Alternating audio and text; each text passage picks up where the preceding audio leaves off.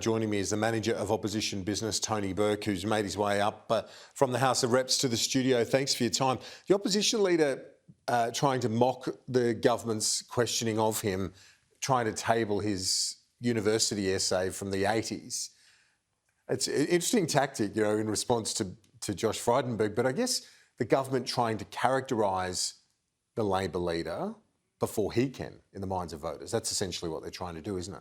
Oh, and what the government's doing is completely dishonest. I mean, they've pulled out a speech that Anthony gave in 1991, and they're quoting a section where he was quoting somebody else. Like that's what this has come to. And so, yeah, sometimes it's humour that just cuts through and shows how absurd an attack is, and I think that's what Anthony did today. Like seeking to table your handwritten university assignment, which showed a few things. It showed how ridiculous it is to go back that far. But it also reminded people that Anthony does in fact have a qualification in economics. Apparently he got a distinction for that particular assignment. But yeah, it made the point that what Josh Frydenberg is doing is absurd. Like, it's just ridiculous. And Josh is playing to two audiences. One, he's trying to prove that he could be the mud thrower to try to cause some damage, he thinks, to Anthony. And the other thing, it's a competition between him and Peter Dutton at the moment. They're playing off against each other all the time, trying to show the backbench who's tougher. Now, you know why they're doing that. Sure, but when you say it's ridiculous, it is important for a leader to, reconcile everything they've believed or said. And Anthony Albanese certainly had a journey, hasn't he, from the left, far left of the Labor Party to where he is at the moment, which is right in the centre in terms of, that's where he wants to be anyway, the centre of economic and security policy. And he is very much in the centre and has been his whole time as a minister. Like, that's just you look at the role that Anthony's played over that time, during the time that he was Leader of the House and running the Parliament. He has always been somebody who's been able to navigate with the crossbench, bring people together, have majorities. I remember people were thinking that it was going to be... So he's not some left-wing ideologue? Oh, absolutely. Look, we've all got our values that we have when we're at uni and things like that. Peter Costello had some pretty extraordinary essays that he'd written back in the day.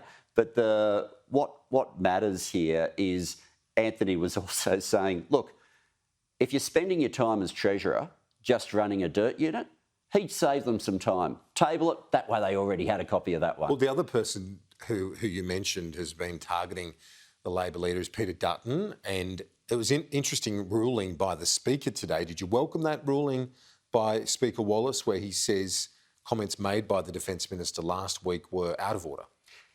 Yeah, it was an important ruling that came from the Speaker today. I don't need to go through standing order by standing order, but Section 90 is pretty clear about reflections on members, and it has always been the case that not only because it's just an absurd thing to do to be questioning people's loyalty, but also it's against the national interest.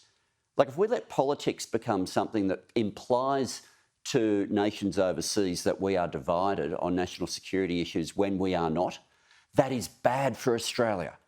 So the ruling that the Speaker made wasn't just good for the Parliament, it was good for national security to pull Peter Dutton back into line. The government driving hard, though, on the broader issues of national security. Today, Mr Dutton targeting Labor's record on boats and was going...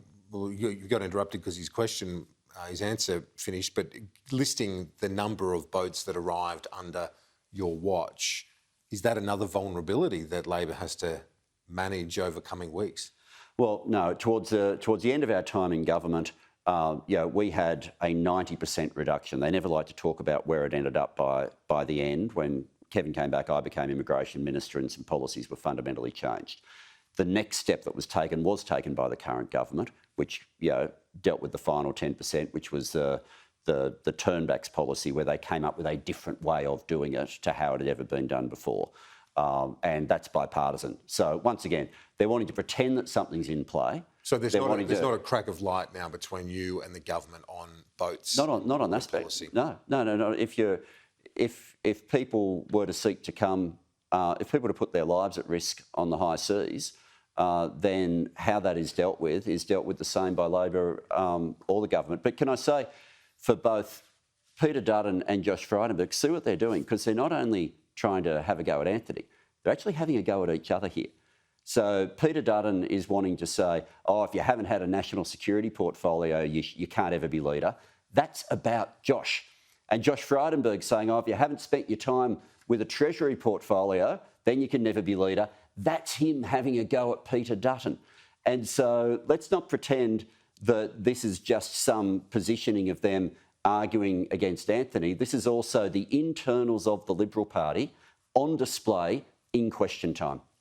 Obviously, when you look back to 2019, you're cautious when you look at the opinion polls today, but you must be encouraged seeing a primary vote up over 40%.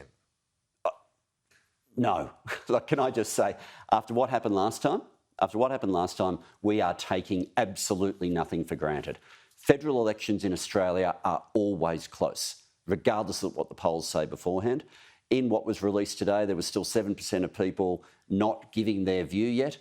And so we will take nothing for granted. We'll be working every day. And at 6 p.m. on election night, which we presume will be sometime in May, they'll start counting the votes, and that will be the first time that we'll know where this is at. No one's going to get ahead of ourselves, but we are determined to spend every day doing our job and earning the respect of the Australian people. If the government was doing its job, question time today would have run very differently. I know you were in Strathfield on Saturday night. You spoke to our colleague Andrea Crothers on our program for the by-elections, but it wasn't the sort of swing you may have hoped for in Strathfield.